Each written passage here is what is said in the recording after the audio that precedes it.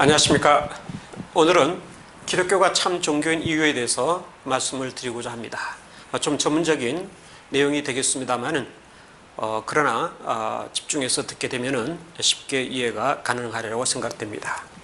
지난번 종교란 무엇인가라는 강의에 있어서 슐라이어마하의 종교의 본질 규정을 살펴보았습니다. 그때 종교라고 하는 것은 무엇이냐고 하면은 물론 여러 가지 정의가 있지만은 그 가운데 하나가 우주의 직관과 감정이란 말을 했습니다. Anschauung und Gefühl이죠. 그런데 이것이 종교론의 제5강화에 있어서는 유한과 무한의 일치라고 하는 그러한 것을 강조하면서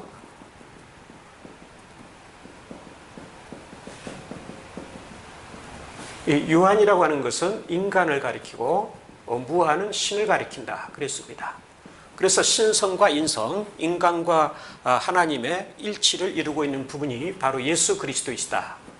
따라서 슐라이마는 예수 그리스도에서 종교의 본질을 찾고 있다고 하는 것을 말씀을 드렸습니다.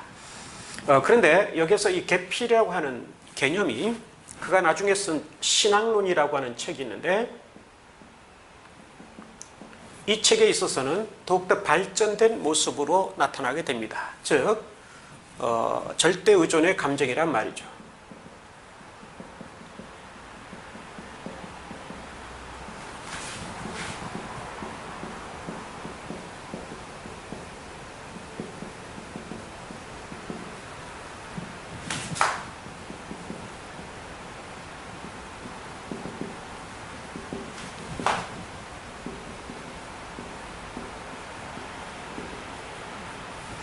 다스 슐레칭의 아펜키스카이츠라고 해서 직역하면 절대적인 의존 감정 이렇게 해야 되겠지만은 우리가 흔히 절대 의존의 감정이라고 말을 하고 있습니다. 그래서 여기서도 절대 의존의 감정이라고 표현을 하도록 하겠습니다. 이 절대 의존의 감정이 곧 종교의 본질이다. 물론 이 신학론에 있어서는 경건이란 말을 쓰고 있습니다만은 프레미카이트라고 그러죠. 근데 이 프레미카이트라는 것은 이 신학론에 있어서는 종교라는 말로 바꿀 수도 있고 더 나아가서는 신앙이란 말로도 바꿀 수 있는 그러한 개념이라고 할 수가 있겠습니다. 그래서 여기서는 절대 의존의 감정이란 말로 표현을 하고 있는데 이것이 많은 오해를 받았던 것 중에 하나입니다. 당시에 헤겔뿐만 아니라 포에르파하 그리고 오늘날에 있어서도 특히 서양에 있어서의 많은 학자들에 의해서 또 목회자들에 의해서 오해가 되는, 한국에 있어서도 물론 많은 오해가 되는 그러한 내용 중에 하나라고 하겠습니다. 그 오해의 내용을 보면 한마디로 절대 의존의 감정이란 말을 인간이 신을 의존하는 것이다 이렇게 생각하죠. 그래서 여기서 더 확대 해석을 해서 슐라이마는 인간이 신을 찾고 추구하는, 여기에서 종교의 본질을 찾았다 이렇게 이해를 하고 있다고 하는 것입니다. 이것은 슐라이마가 말을 하는 것과는 전혀 상관이 없고 또 상반된 것이라고 아니할 수가 없겠습니다. 이에 대해서 좀 더 구체적인 설명을 하고 지나가도록 하겠습니다.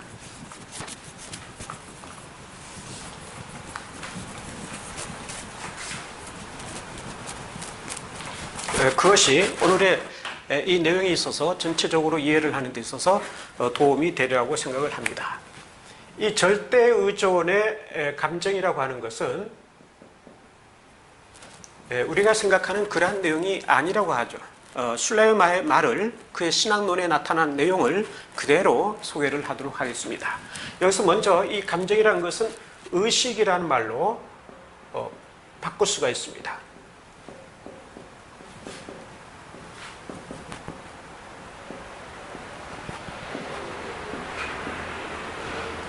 베부스트 자인이라고 그러죠. 그래서 베부스트 자인이든지 자기 의식이든지 이런 말도 많이 쓰죠. 절대 의존의 감정을 의식으로 바꿀 수 있는데 이 의식에는 세 가지 단계가 있다고 그러죠. 첫째는 최저 단계,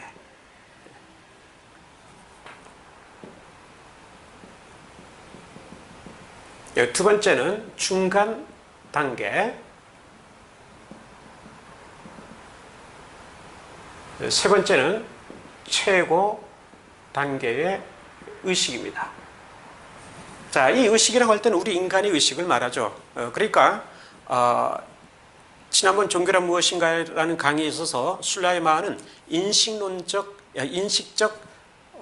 관점에서 그는 예수 그리스도를 바라보았다 이렇게 말씀을 드리는데 바로 여기서 그러한 모습을 볼 수가 있습니다. 인간의 의식의 발전 과정을 마치 심리학에서 말을 하는 것처럼 그렇게 거슬러 올라가죠. 최저 단계의 의식이라고 하는 것은 동물에게서 볼 수 있는 소위 말하면은 직관과 감정이 혼란한 상태에 있는, 그렇기 때문에 어떤 면에서는 의식이라고 보기에는 어려운 그러한 단계를 말합니다.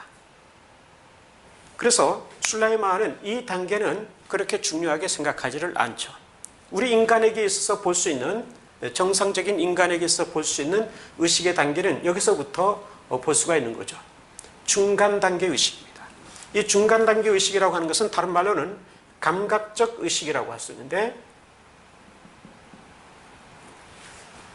여기에는 두 가지의 감정이 나타납니다. 이게 굉장히 중요한 겁니다. 많은 사람들이 이것을 놓치고 있어요. 두 가지 감정이 나타나는데 하나는 자유 감정이고 또 하나는 의존 감정입니다. 여기에 의존 감정이란 말이 나오죠. 이것은 여기에 나오는 절대 의존이란 말과는 달라요. 그래, 의존 감정, 단순히 절대가 없죠. 의존 감정이 나오는데, 자, 이것은 무엇을 말하냐 하면은 주체자가 다른 개별적 존재와 대립적 관계 속에서 지니는 관계를 말합니다. 쉽게 말을 하면은 우리 한 사람 한 사람이, 우리 인간이 다른, 즉 세계 내에 있는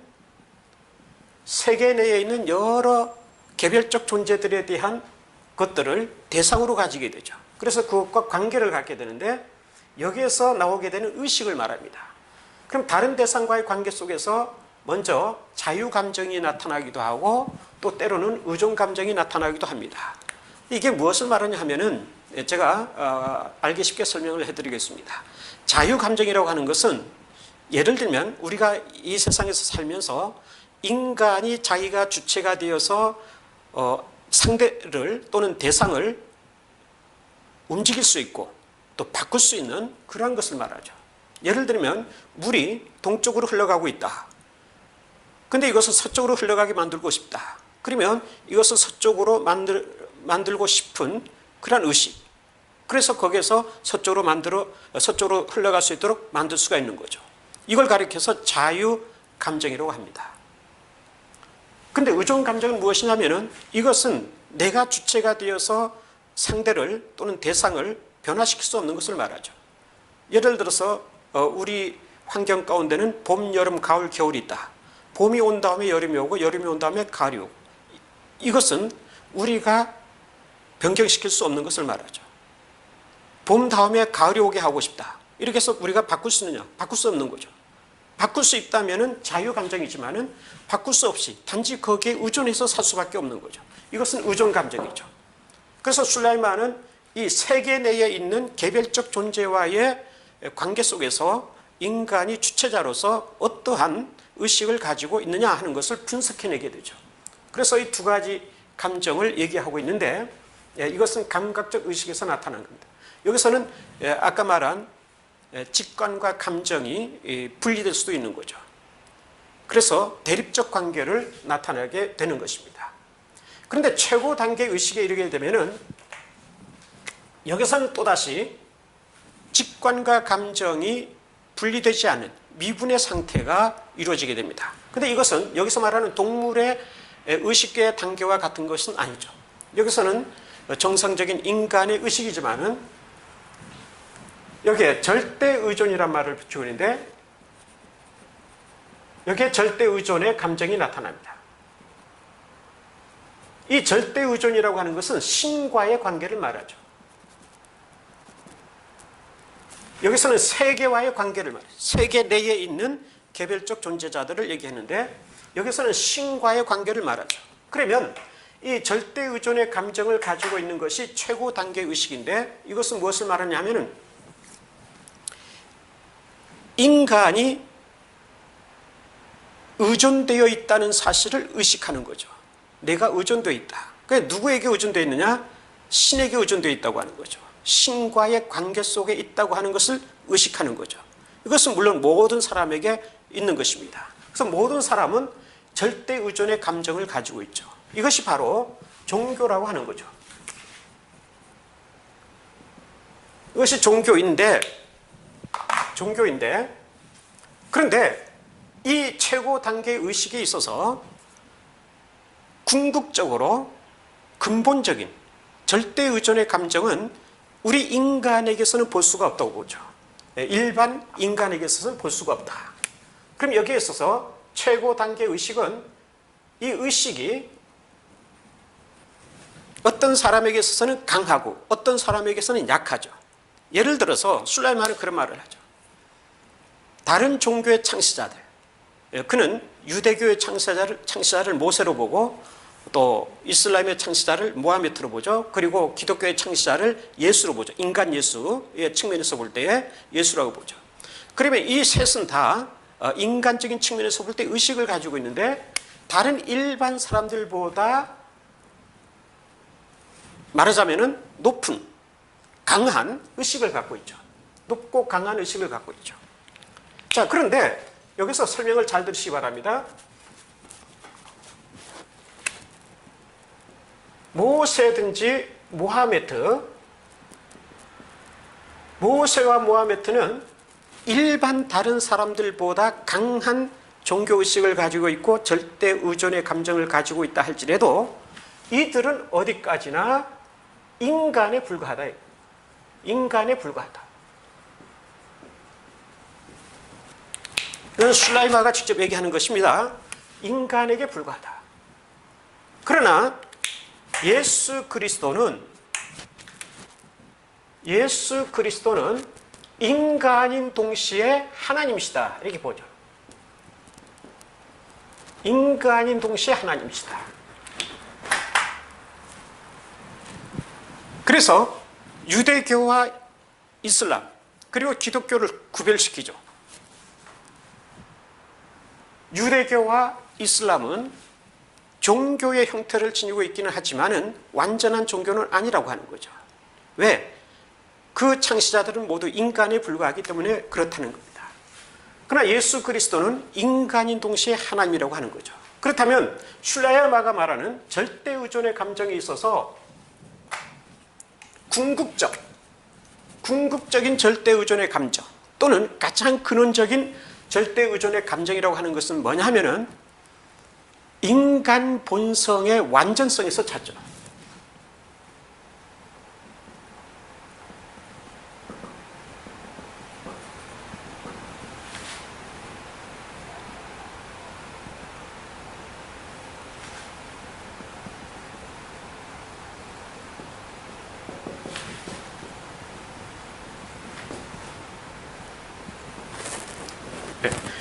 폴스텐데카이트의 맨슐리언 나투 인간 본성의 완전성에서 찾죠. 그러면 인간 본성이 완전한 자가 누구냐? 이거는 모세도 아니고 모하메트도 아니라는 거죠. 즉 다른 종교의 창시자에서는 찾아볼 수가 없다고 하는 겁니다. 오직 예수 그리스도에게서만 찾아볼 수가 있죠. 인간인 동시에 하나님. 그러면서 그는 여기서는 다 설명을 드릴 수가 없는데 예수 그리스도는 우리와 동일한 인간임에도 불구하고 죄는 없으시다 하는 것을 강조하죠.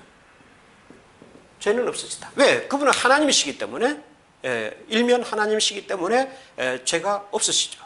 그래서 모든 죄의 유혹도 이길 수 있는 그러한 능력을 가지고 계신 분이라고 하는 거죠. 그러나 모세와 모하메트는 인간이기 때문에 그들에게는 죄가 있다고 하는 것을 전제하고 있는 거죠. 따라서 절대 의존의 감정의 소유자는 예수 그리스도밖에 계시지 않다고 하는 것을 얘기합니다. 그래서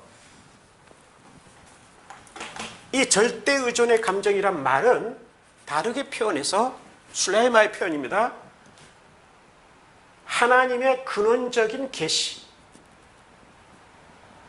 하죠.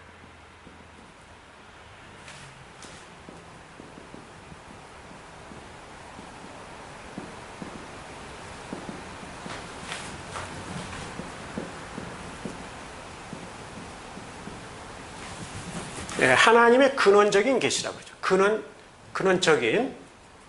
근원적인 계시라고 그러죠. 우어스프링클립 오펜바룽이란 말을 쓰죠. 하나님의 여기다가 더 붙이죠.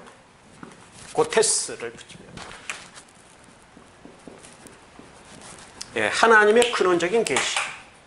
이 근원적이란 말, 우어스프링클립이란 말을 우리가 주의해서 생각을 해야 됩니다. 많은 사람들이 이 근원적이란 말을 근본적 이런 말과 동일하게 써버리는 경우가 있는데 전혀 다릅니다. 근원적이란 말을 쓸 때는 이것은 초월적인 것과의 관련 속에 있는 것을 말합니다. 물론 초월적이면서도 내재적인 이것이 결부되어 있는, 그래 반드시 초월적인 것과 연관되어 있을 때만이 근원적인 것이라는 말을 쓰죠. 우어스프링클리라는 말을 쓰죠. 그렇기 때문에 독일어에서 우어스프링클리라는 말을 번역할 때에 이것을 근본적인 말로 번역을 하면은 이것은 크게 잘못된 것이라고 아니할 수가 없습니다. 슐라이마가 여기서 하나님의 근원적인 계시라고 그러죠. 이것은 하나님께로부터 주어진 계시라는 거죠. 절대 의존의 감정이라는 것은. 그래서 슐라이마는 더 설명을 하기를, 그래 왜 절대 의존의 감정이 이런 하나님의 근원적인 계시냐 하게 되면은 이 의식은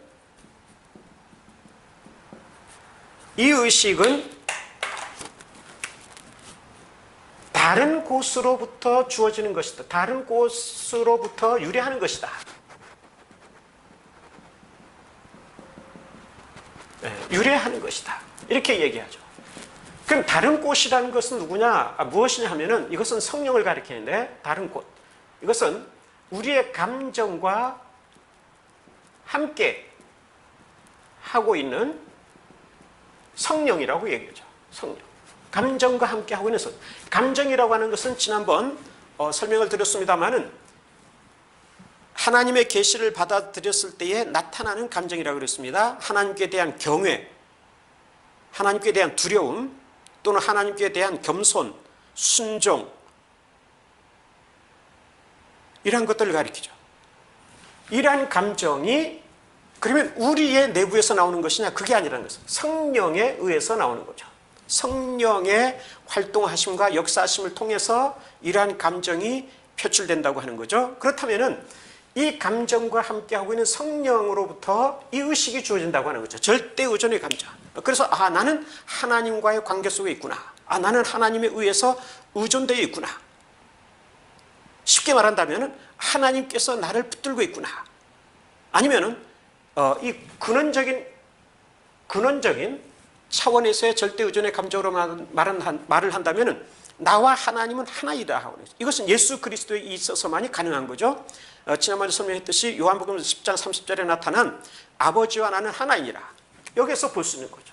이 하나님의 근원적인 계시로서의 예수 그리스도는 나와 아버지는 하나이니라. 이렇게 얘기할 수 있는 거죠. 즉 근원적이고 궁극적인 그리고 절대적인 절대 의존의 감정 가운데 있는 존재는 예수 그리스도밖에 계시지 않은 거죠. 그래서 예수 그리스도는 인간이며 하나님으로서 종교 그 자체를 우리에게 계시해 주시는 그러한 분이라고 하는 것을 설명하고 있는 것이 바로 절대 의존의 감정이라고 하는 것입니다. 다시 정리해서 말씀을 드리면은 절대 의존의 감정이라는 것은 우리가 하나님을 의존하고 있는 그러한 상태를 가리키는 게 아닙니다. 반대죠. 하나님이 나를 붙들고 계시다고 하는 것을 의식하는 그러한 의식 속에서 감정이 나타나는 이러한 것을 말하는 거죠. 그러나 이것은 우리 인간의 입장에서 볼 때 그렇고 근원적인 입장에서의 절대 의존의 감정이라고 하는 것은 예수 그리스도에게서만 볼 수 있는 거죠. 예수 그리스도는 유한자인 동시에 무한자로서, 즉 인간으로서 예수인 동시에 하나님, 성부 하나님과 하나를 이루고 있는, 즉 하나님이신 분이죠. 그렇기 때문에 참된 절대 의존의 감정의 소유자는 예수 그리스도밖에 계시지 않다. 그래서 슐라이마는 예수 그리스도야말로 하나님의 근원적인 계시다, 이렇게 설명을 했던 것입니다. 자, 이러한 것을 우리가 기본적으로 이해를 하면서 오늘의 내용을 좀 더 본격적으로 이해를 해보도록 하겠습니다.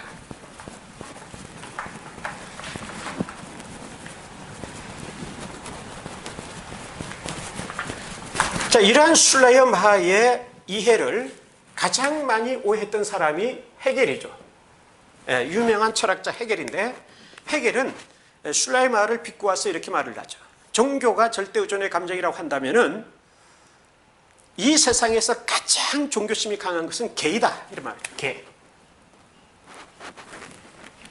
이것은 아까 설명을 드렸듯이 슐라이어 마하가 말하는 절대의존의 감정을 완전히 오해한 지성인으로서 도저히 해서는 안 될 그런 말을 하고 말았던 거죠. 그리고 더 나아가서 헤겔의 영향을 받은 포에르바하,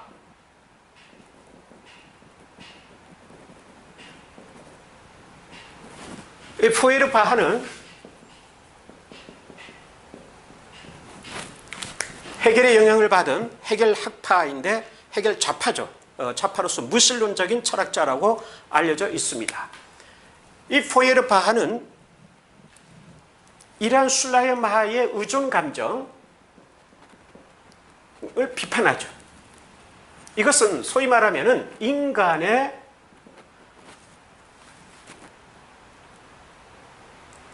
욕구의 소산이다, 이런 말을 하죠.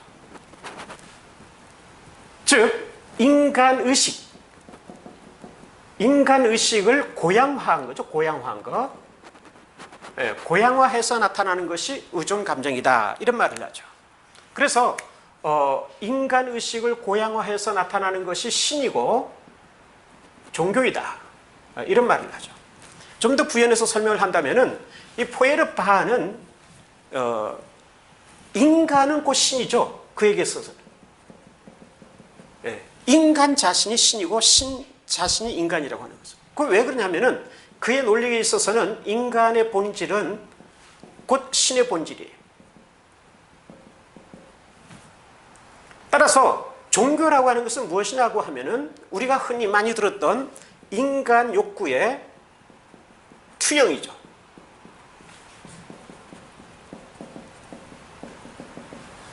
프로젝션, 투영이죠. 그래, 인간이 자기가 얻고 싶어 하는, 물론 그가 말하는 궁극적인 인간의 욕구는 행복에 있다고 보죠. 행복에 있다고 보는데, 인간은 여러 가지로 결핍된 상태를 살아가죠. 결핍. 그래서 이 결핍을 채우고 만족하기 위해서 그 욕구를 투영하게 되죠. 그래서 거기서 신을 만들어내고, 즉 종교를 만들어냈다, 이렇게 보는 거죠.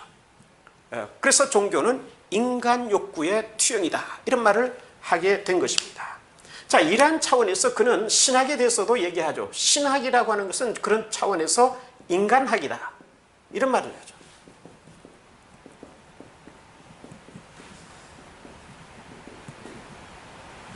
안트로폴로기라고 그러죠. 인간학이다.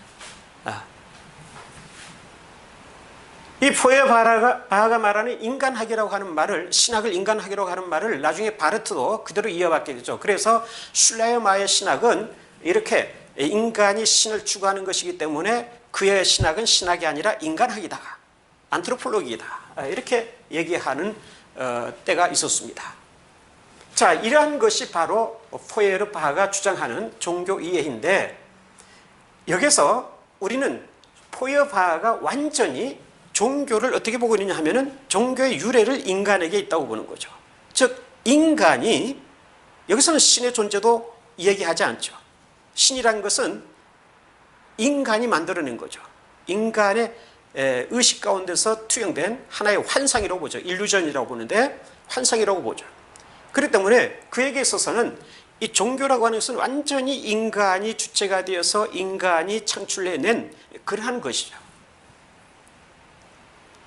그렇기 때문에 슐라이어 마하를 비판하는 거죠. 슐라이어 마하도 그런 식으로 생각을 했다. 이게 바로 종교라고 하는 거죠. 그러나 앞에서도 언급했듯이 이 포에르바하도 슐라이어 마하를 얼마나 오해하고 있는가 하는 것을 알 수가 있습니다. 자, 그런데 여기서 한 가지 잠깐 언급하고 지나가고 싶은 게 있는데, 소위 말하면 기독교는 종교가 아니다,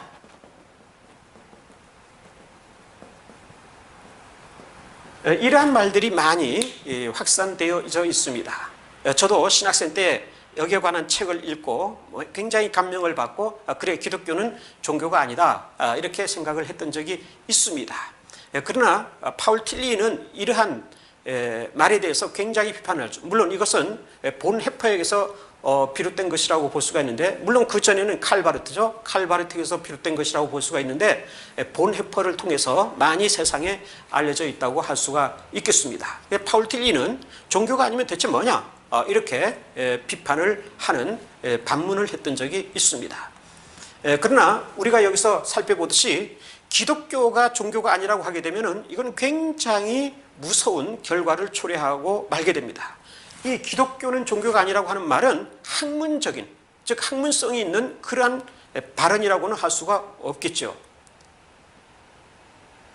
왜냐하면 먼저 여기서 말하는 종교라고 하는 것은 포이에르바가 말하는 종교의 이해, 종교의 정의를 가져오고 있습니다. 즉 인간이 신을 찾는 것, 인간이 신에게로 나아가는 것, 이러한 차원에서 종교를 이해하고 있다고 하는 거죠. 근데 왜 기독교가 이 무신론자인 포이에르바의 종교 이해를 가져와서 거기서 기독교는 종교가 아니라고 해야 되느냐 하는 여기에 커다란 의구심이 있는 것이고 문제점이 있다고 아니할 수가 없겠습니다. 이에 대해서 좀 더 설명을 하도록 하겠습니다.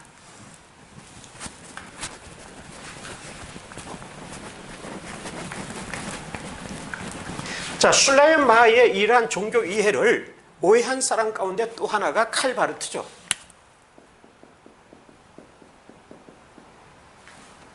칼바르트인데 먼저 그는 로마서라는 책에서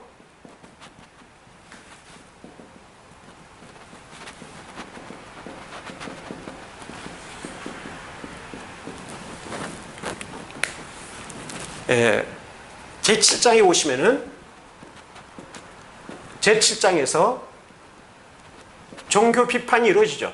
종교 비판 또는 종교 부정이 이루어지죠.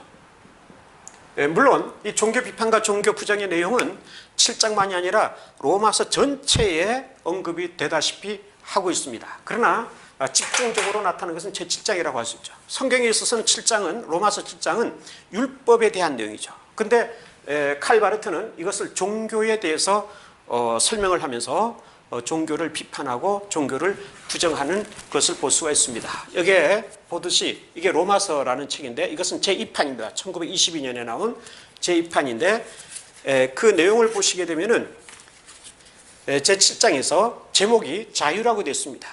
디프라이하, 자유라고 되어 있죠. 그리고 세 단락으로 나눠서 설명하는데 종교의 한계, 그리고 종교의 의미, 그리고 종교의 현실, 이렇게 나눠서 설명을 하고 있는 것을 볼 수가 있습니다.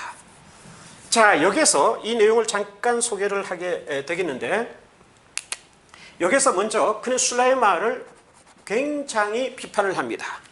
즉 슐라이마는 종교를 찬미한 자이다. 종교를 찬미한 자이다. 그리고 종교를 인간이 하나님과의 만남이다.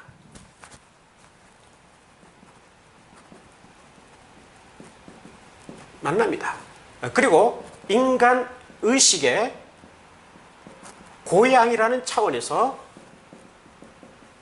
종교를 설명하고 있다. 포이에르바가 말한 것과 똑같아요. 네. 왜 이렇게 얘기하느냐 하면은 사실 바르트는 이 당시만 하더라도 포이에르바의 영향을 받았습니다.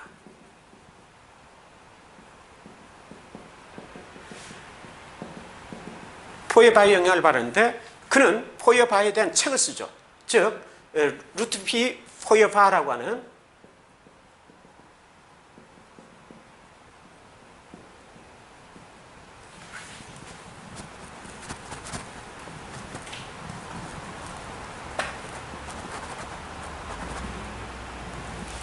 이런 책을 쓰죠.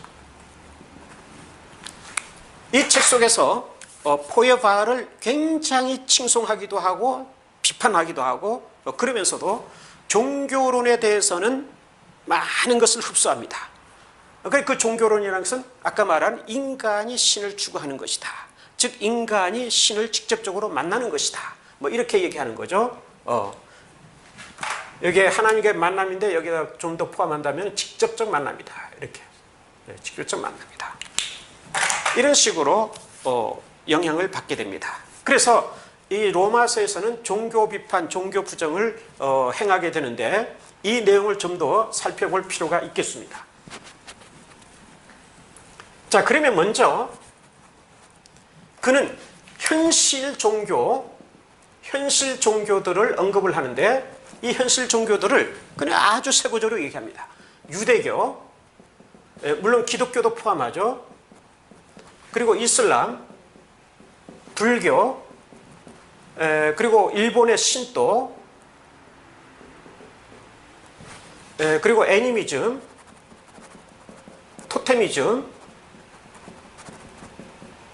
그리고 여러 유사 종교들이죠. 이 모든 것들이 현실 속에 있는 종교들이라고 보는 거죠.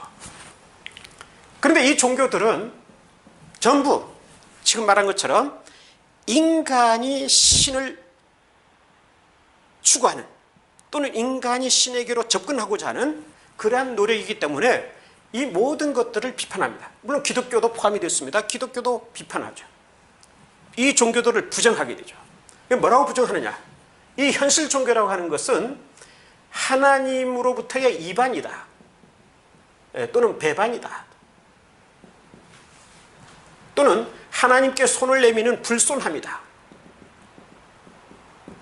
하나님의 계시에 대한 저항이다.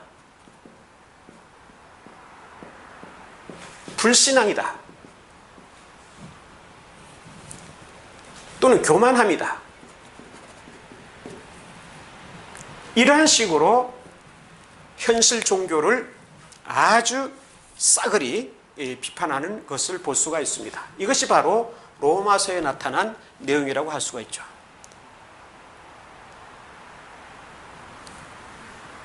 이러한 비판의 배경에는 칼바르트는 기독교는 종교가 아니라고 하는 것을 얘기하고 싶은 그러한 욕구가 있는 거죠. 자, 이러한 내용에 대해서 영향을 받은 사람이 본헤퍼이죠. 본헤퍼.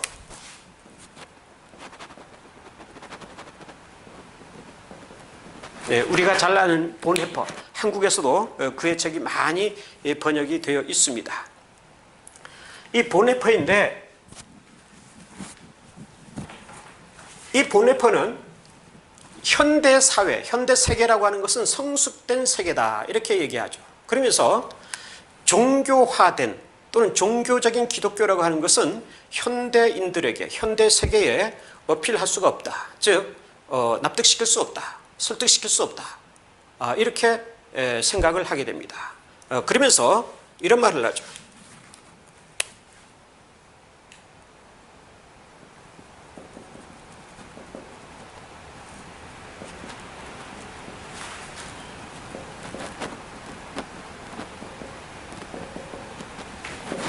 Religious as Christianity. 무종교적 기독교라는데 무종교적. 네. Religious Loges란 말은 이건 무라는 말씀 무. 기독교. 무종교적 기독교. 즉 종교가 없는 기독교. 종교적이지 않은, 말하자면 종교적이지 않은 기독교. 이것이 필요하다고 보죠. 종교적이지 않은 기독교. 이것이 현대 세계 속에 있어서 필요한 기독교이고 또 그러한 기독교로 탈바꿈하지 않으면 안 된다고 봅니다. 그래서 여기서 기독교는 종교가 아니라고 하는 그러한 논리를 펴고 있는 것이죠.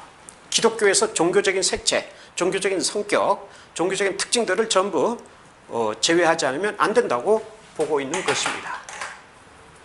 자, 이러한 사고가 세계적으로 확산이 되게 됩니다. 그래서 아까 말한 이러한 본헤퍼의 영향 가운데서 소위 말하면 기독교는 종교가 아니다 이런 말을 하게 되는데 여기서 우리가 한 가지 지적할 바가 있습니다. 즉 본헤퍼는 칼바르트가 쓴 로마서, 이 로마서라는 책을 통해서 영향을 받았습니다. 본헤퍼는 칼바르트의 영향을 많이 받은 사람이죠. 받았는데 그가 나중에 쓴 교회 교의학이란 책까지는 미처 읽지를 못했는지 아니면 읽었어도 이러한 사상을 굽히고 싶지 않았는지 모르겠습니다.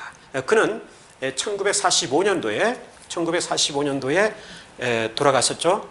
히틀러의 항거에서 그 항거 운동을 하다가 붙잡혀서 결국 1945년에 돌아가셨는데 젊은 나이로 돌아가셨습니다. 그런데 칼바르트가 종교에 관해서 본격적으로 다룬 책이 교회 교의학 1의 2권입니다. 1의 2권. 제가 여기 갖고 나오는데 굉장히 분량이 두껍죠. 굉장히 분량이 두껍습니다. 이게 1의 2권인데 여기서 17번 명제에서 종교에 대해서 다루고 있는데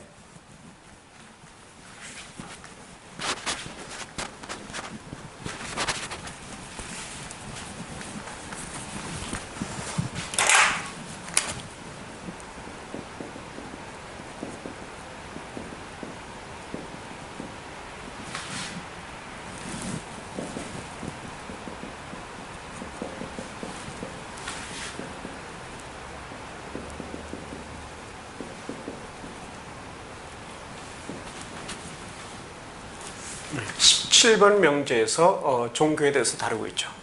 그 타이틀이 뭐냐면은 종교의 지향으로서의 하나님의 계시죠.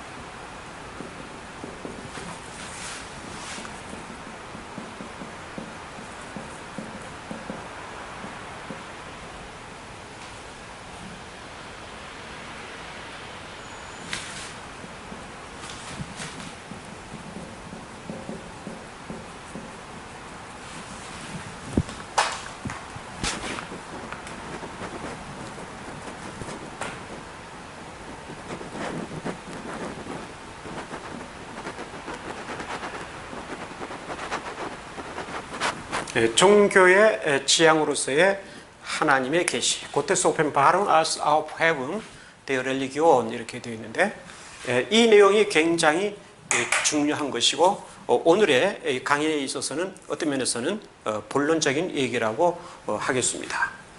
자, 이 책이 1938년에 나왔습니다. 38년에. 본헤퍼가 돌아가신 것은 1945년도죠. 그러니까 어떤 면에서는 이 책을 접하지 못했는지도 모르겠고 접했지만은 자기의 사상을 변경하지 않았는지도 모르겠습니다.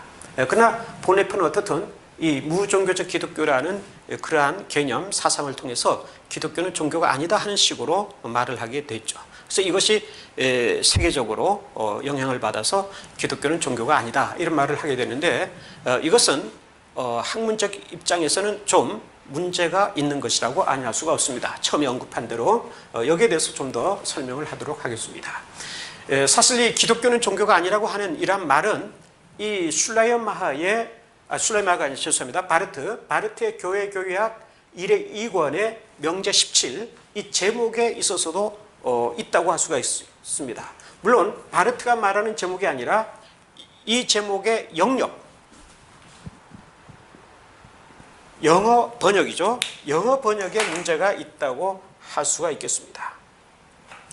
이 영어 번역은 이것을 어떻게 번역했느냐 하면은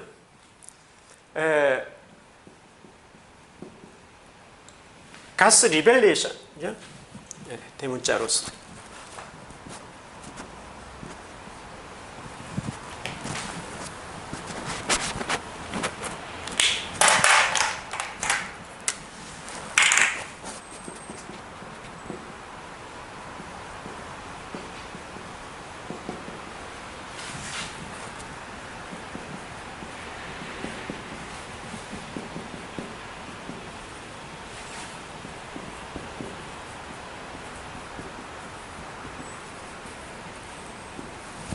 God's revelation as the evolution of religion 이렇게 했습니다. 여기에 특히 아우프헤붕이란 말을 독일어의 아우프헤붕이라는 말을 에볼리션이라고 번역을 했죠. 이 아웃프 해붕이란 말은 지향이죠, 지향. 이것은 지향이란 말이죠. 지향이란 것은 한자로 쓰면은 이렇게 되겠습니다. 한자로 쓰면은 폐지하면서 끌어올린다, 이런 뜻이죠. 폐지하면서 끌어올린다. 근데 이 에볼루션이란 말은 단지 폐지한다, 또는 폐기하다, 해체하다, 이런 말로 되는 거죠. 그래서 여기에 독일어 영어 사전을 보게 되면은 독일의 아우프 해붕이란 말을 영어로는 에볼루션, 리필, 이런 식으로 되어 있습니다. 맨 처음에 나타난 뜻이 에볼루션이죠. 그래서 영어 번역에서는 이 아우프 해붕이란 말을 에볼루션이란 말로 번역을 한 것 같습니다. 근데 이것은 다르죠, 의미가. 여기서는 폐지하지만은 끌어올린다는 의미가 있는 것이고, 여기서는 끌어올리는 게 없는 거죠. 완전히 폐지하고 폐기시켜버리고 마는 거죠. 그러니까 영어 번역을 통해서 보면 종교를 완전히 폐지해버리는 것이 하나님의 계시다, 이런 뜻이 되는 거죠. 그러나 바르트가 쓴 것은 그 말이 아니죠.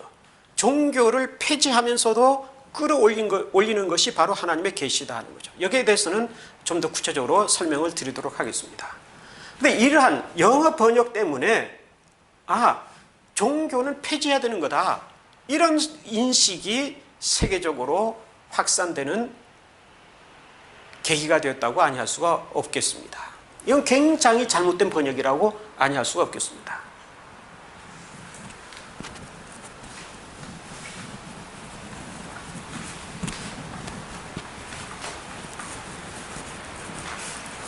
자, 그러면 이 지향에 대해서 제가 말씀을 드리겠는데, 지향이라는 것은 변증법 구조에서 나오는 말이죠. 변증법. 우리가 흔히 말하는 정반합이 있는데, 헤겔의 초기 철학에 주로 나타났던 그러한 구조죠. 정과 반 사이에서는 대립이 있고 서로가 부정을 하게 되죠. 그러나 정이 아우프 해븐, 지향이 되죠. 지향, 아우프 해븐. 반도 지향이 되죠. 즉 부정이 되면서도 그것을 끌어올리게 되는 거죠. 그래서 이 합에서 제3의 어떤 소산물이 나타나게 되는 거죠. 제3의 다른 요소가 창출이 되는 거죠. 그래서 우리가 이것을 태제라 그러죠. 이것은 안티태제, 이것은 진태제라고 그러죠.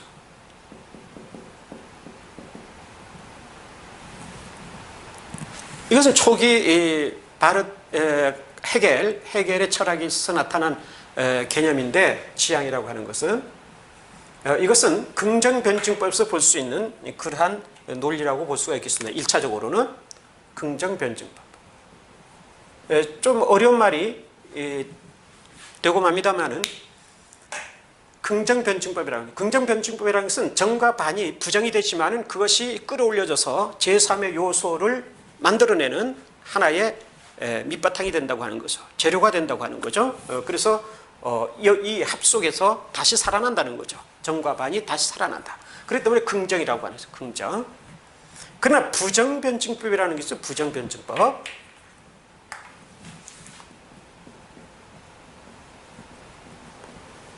부정변증법이라고 하는 것은 이것을 얘기할 수가 없는 거죠. 뭐 여기까지는 갔다고 합시다. 근데 여기에 이를 수가 없는 거죠. 합에 이를 수가 없는 거죠.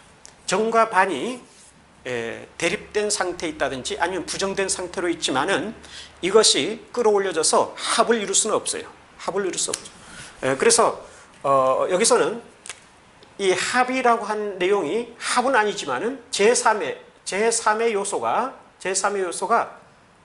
정이든지 반에 내재되어서 들어오는 거죠. 내재되어서 들어와서 정과 반이 소위 말하면은 활력을 얻는다든지 생명을 얻게 되고, 또는 또 다른 모습으로서 나타나게 되는 그 자체를 말하죠. 이것을 가리켜서 부정변증법이라고 합니다. 부정변증법 가운데는 우리가 역설의 방법이라는 것도 있는데 역설하고는 좀 다르죠. 역설도 부정변칙 가운데 하나이지만은 그것은 정과 반이라고 하는 것이 대립된 상태로 있고 모순된 상태로 있지만은 이것은 계속해서 편선을 이루면서 종말까지 가는 것을 말합니다. 이것은 만남이라는 게 있을 수 없어요. 그리고 이 사이에 어떤 새로운 것이 주어지는 게 없습니다. 그렇기 때문에 역설은 평행선을 이루면서 대립관계 속에서 계속해서 나아가는 것을 말하지만은 그러나 여기서 말하는 것은 그것이 아니라 지향은 되죠. 지향은 되지만은 그 지향을 통해서 그것 자체가 새로운 어떤 요소를 만들어내는 재료는 될 수가 없다는 거죠.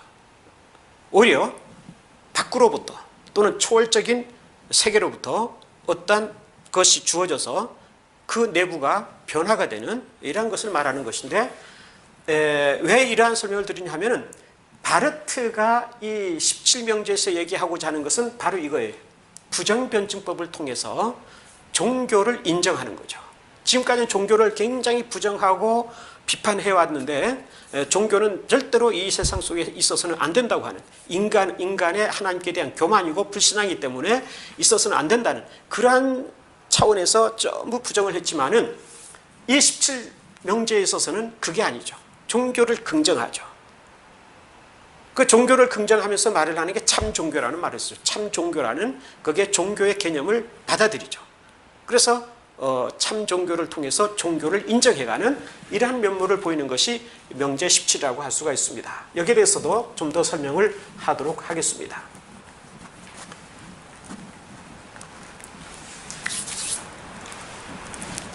자, 그러면 이 17명제에 있어서의 내용을 보면은 여기도 크게 세 가지가 다뤄지고 있습니다. 첫째는 신학에 있어서의 종교의 문제, Das Problem der Religion,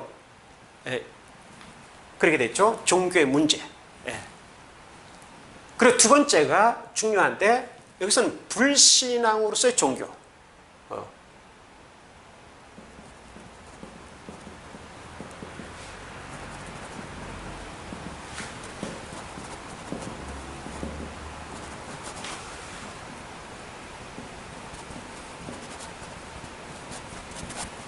불신앙으로서의 종교라고 되어 있습니다. 즉 종교는 불신앙이라고. 이것은 아까 말한 로마서의 내용을 그대로 승계하고 있는 것이라고 할 수가 있습니다. 전혀 바뀐 게 없죠. 단지 여기서는 아까 말한 종교 역사 내에 현실적으로 존재하는 여러 종교들의 모습을 구체적으로 얘기하죠. 로마서는 그런 종교의 이름들을 구체적으로 나열하지 않았지만은 여기서는 아까 말한 유대교, 이슬람 이런 것들을 구체적으로 다루게 되죠. 이 모든 것은 불신앙이라고 하는 것입니다. 물론 기독교도 불신앙이라고 보는 거죠. 자, 그런데 이 세 번째는 참 종교라고 되어 있습니다. 여기에서 우리가 주목을 해야 될 필요가 있죠. 참 종교라는 타이틀이 되어 있는데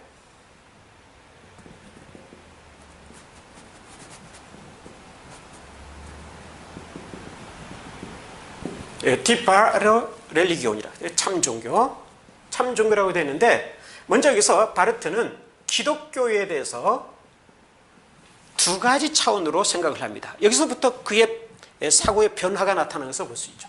기독교는 일반 종교와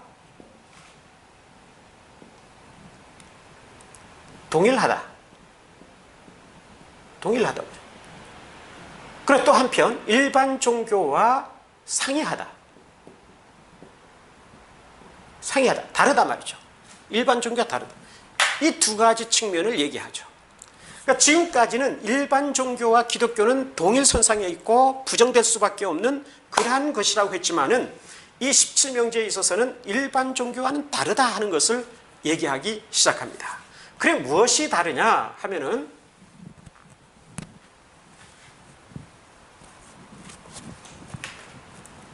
여기에 우리가 중요점을 둘 필요가 있는데 무엇이 다르냐 그러면은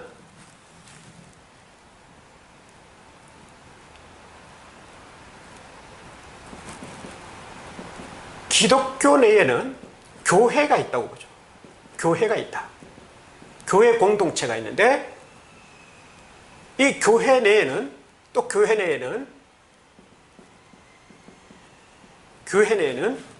하나님의 자녀들이 있다.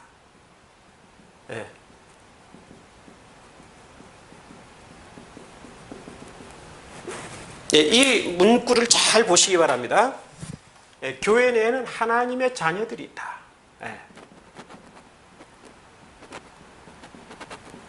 킨도고테스라 그러죠. 하나님의 자녀들이 있다. 자, 기독교가 있고 기독교 내에 교회 공동체가 있고 그 교회 공동체 내에서도 하나님의 자녀들이 있다는 겁니다. 교회 공동체 전체가 하나님의 자녀라고는 보고 있지는 않는 거죠. 실상은 그런 말을 하고 있지 않습니다만은 실제는 그렇다고 보습니다. 왜냐하면 기독교는 현실 종교와 현실의 다른 종교와 다를 바가 없다고 하는 그러한 전제도 있기 때문에 기독교 내에 교회가 있는데 교회 내에는 하나님의 자녀들이 있다고 봅니다. 그럼 이 하나님의 자녀가 누구냐 하는 거죠.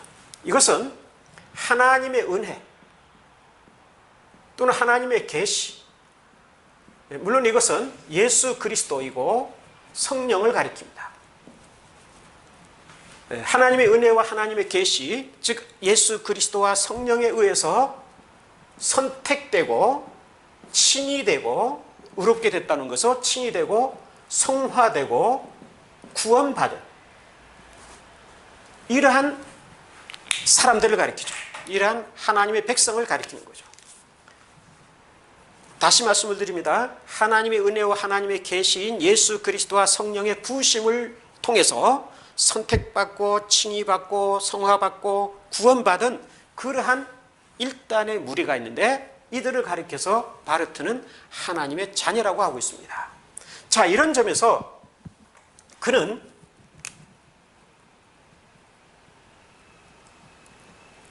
이 하나님의 자녀들, 이게 바로 참 종교라고 하죠. 이게 참 종교라는 겁니다. 놀라움을 금할 수가 없는 거죠. 지금까지는 종교 자체를 부정해왔는데 종교가 있다. 그러나 그것은 참 종교가, 참 종교라는 것이 있다. 이렇게 얘기하죠. 참 종교가 있다. 그 참 종교는 기독교 내외, 교회 내에 있는 하나님의 자녀들이다. 이런 말을 하는 거죠. 그래서 그는 이 교회를 가리켜서 참 종교의 자리이다. 또는 장소라고 하죠. 교회야말로 참 종교의 장소이고 또 그 가운데에 하나님의 자녀들이 있는데 그 하나님의 자녀들이야말로 참 종교이다. 이렇게 말을 했다고 하는 것입니다. 결국 여기서 우리가 결론적으로 말씀을 드리면은 칼 바르트는 슐라이마를 그렇게 비판을 해왔죠. 슐라이마는 종교를 얘기했다. 종교를 찬미했다. 종교를 칭송했다. 그가 말하는 종교는 인간이 신을 추구하는 것이다. 이렇게 오해를 하고 그렇게 얘기해왔는데 결국 바르트는 교회학 1의 2권에서 참 종교가 있다. 그래서 종교라는 개념을 자기 속에 받아들이죠. 종교를 부정하는 것이 아니라 종교를 긍정하고 있다고 하는 것입니다. 그러면서 그는 이런 말을 하죠. 기독교야말로 그러니까 이것은 칼 바르트가 명확하지가 않은데 개념의 사용이 명확하지가 않은데 어떤 때는 기독교가 참 종교다 이런 말도 하죠. 아까 말한 교회는 참 종교의 자리다 이런 말도 하지만은 기독교야말로 모든 계시들 중에 계시다 이런 말을 하죠.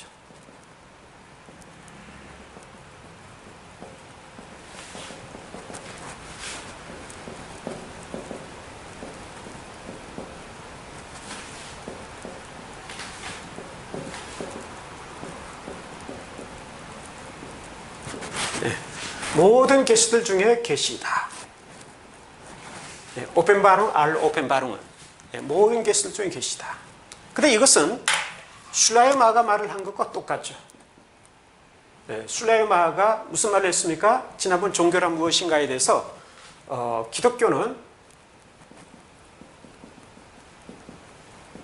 종교들 중에 종교이다. 이 말을 했죠.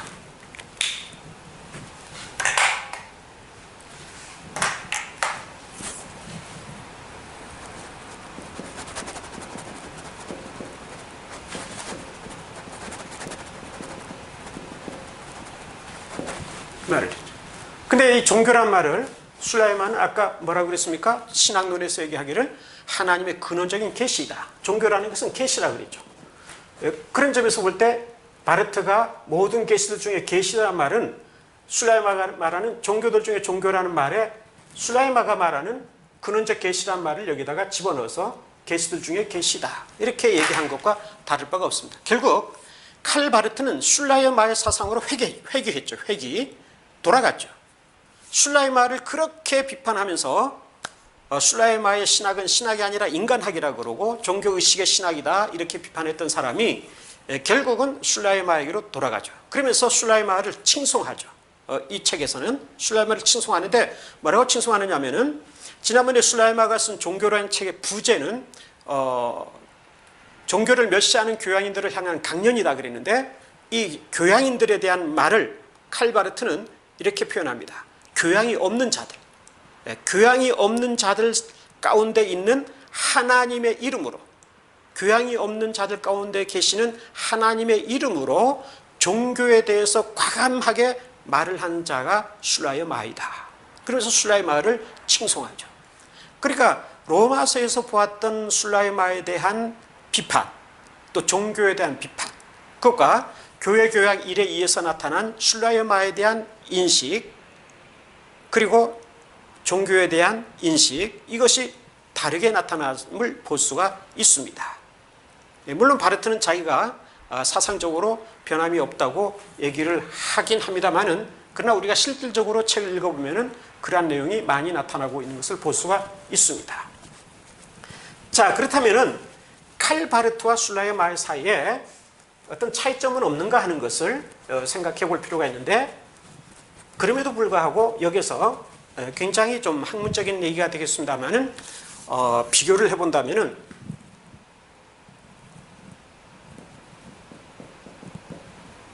먼저 술라이마부터 쓰죠. 술라이마는 종교라고 하는 것을 예수 그리스도의 위격에서 찾고 있죠. 위격, 즉 유한과 무한이라고 하는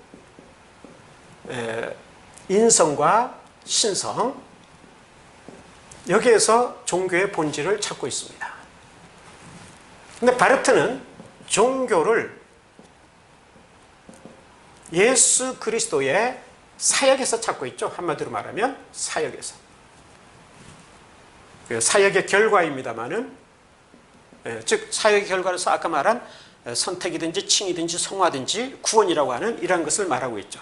여기에서 소위 말하면 종교의 본질을 찾고 있습니다. 둘 다 공통된 점은 예수 그리스도에게서 종교의 본질을 찾고 있죠. 그러나 세부적으로 들어가면은 술라이마는 예수 그리스도의 존재 그 자체, 즉 위격이죠. 위격에서 찾고 있고, 우리가 흔히 말하는 인격입니다. 인격에서 찾고 있고, 칼 바르트는 예수 그리스도의 사역에서 찾고 있다고 하는 점이 좀 다르다고 할 수가 있겠습니다. 자, 그런 점에서 다시 돌아가서 말씀을 드린다면은 기독교는 종교가 아니라고 하게 된다면은, 자 보세요.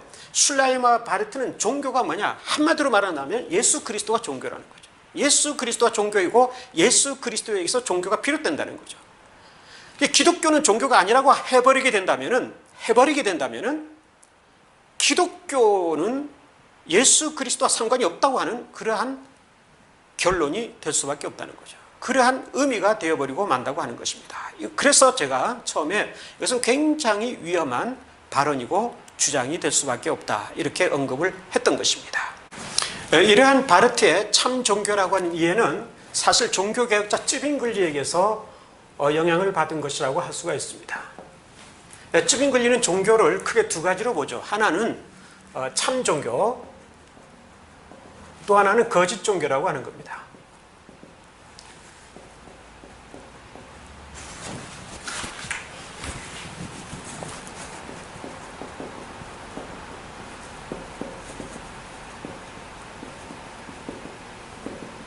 라틴어로 베레 렐리기오, 팔사 렐리기오라고 하는데 참 종교와 거짓 종교라고 구별을 하죠. 이러한 사상의 어떤 면에서는 승계를 통해서 칼바르트 그리고 더 나아가서는 술라이만은 이러한 기독교를 참 종교와 거짓 종교를 구별하면서 그 가운데서 기독교를 참 종교로 보았다. 이렇게 이해하는 것이 좋다고 할 수가 있겠습니다. 그러니까 이러한 차원에서 이해를 하고 또 그렇게 생각을 하지 않으면 안 된다고 생각을 합니다.